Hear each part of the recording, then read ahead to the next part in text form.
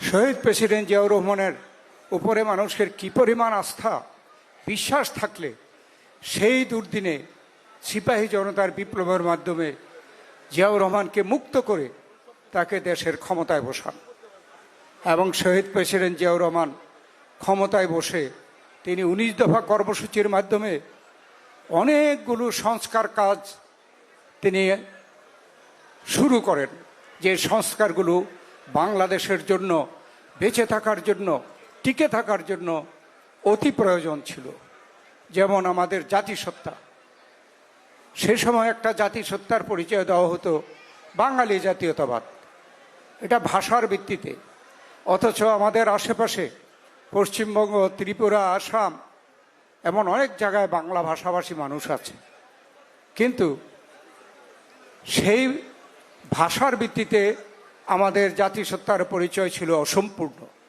শহীদ president Ziaur Rahman কত সুদূর প্রসারী একজন দেশপ্রেমিক বাংলাদেশের একজন রাজনীতিক চিন্তা করতে পারেন, যিনি আমাদেরকে পূর্ণাঙ্গ জাতিসত্তার পরিচয় দিয়ে গেছেন বাংলাদেশি জাতীয়তাবাদ। এটা কিন্তু যারা বাংলাদেশি জাতীয়তাবাদের বিরুদ্ধে তারাও কিন্তু এই বাংলাদেশ জাতীয়তাবাদকে পরিবর্তন করতে পারে নাই। শহীদ জিয়াউর রহমানের পক্ষে এটা সম্ভব হয়েছে।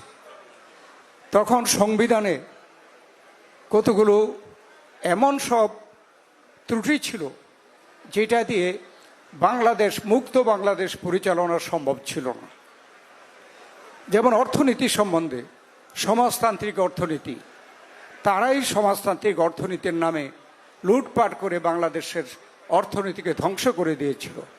শহীদ প্রেসিডেন্ট জিয়াউর রহমান এদেশে মুক্তবাজার অর্থনীতির পথকে তিনি সাহসের সাথে তিনি শুরু করে দিয়ে গেছিলেন, যে এই মুক্তবাজার অর্থনীতি আজ পর্যন্ত বাংলাদেশে মানুষ সেটাকে ধারণ করে আজকে উন্নতির দিকে এগিয়ে যাচ্ছে।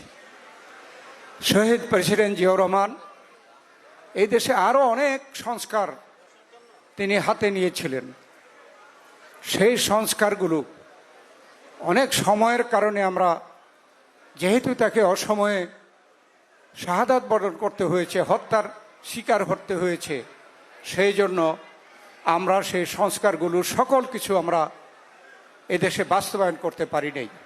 তাই আজকে যারা সংস্কারের কথা বলেন, শহীদ প্রেসিডেন্ট জিয়াউর রহমানের সংস্কারের কথা চিন্তা করেন, ১৯ দফা কর্মসূচির দিকে তাকান, তাহলে দেখতে পাবেন যে কি পরিমাণ সংস্কারের কর্মসূচি এই বাংলাদেশে গ্রহণ করা হয়েছিল।